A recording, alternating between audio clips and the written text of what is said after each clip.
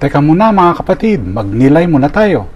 Alam mo ba na ang babaeng pugita ay inaalay ang buong sarili para sa kanyang mga itlog?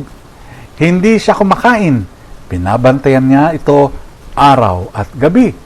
At pagkatapos mapisa ang mga ito, siya ay namamatay.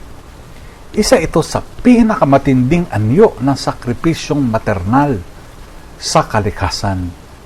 Ibinibigay niya ang lahat upang magpatuloy ang buhay. Ngayon, ipinagdiriwang natin si Maria bilang ina ng simbahan. Sa paanan ng krus, habang naghihingalo si Jesus, ibinigay niya si Maria kay Juan at sa ating lahat bilang ating ina.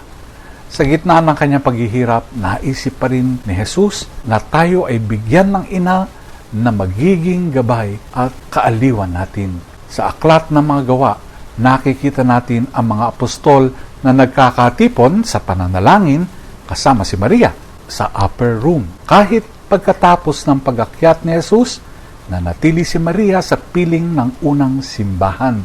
Hindi bilang tahimik na tagapanood, o hindi bilang matatag na presensya ng pananampalataya.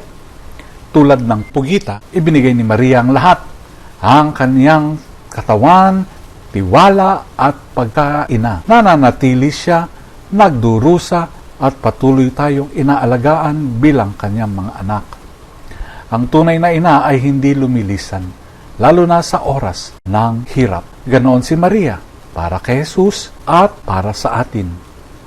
Pagnilayan po natin ito.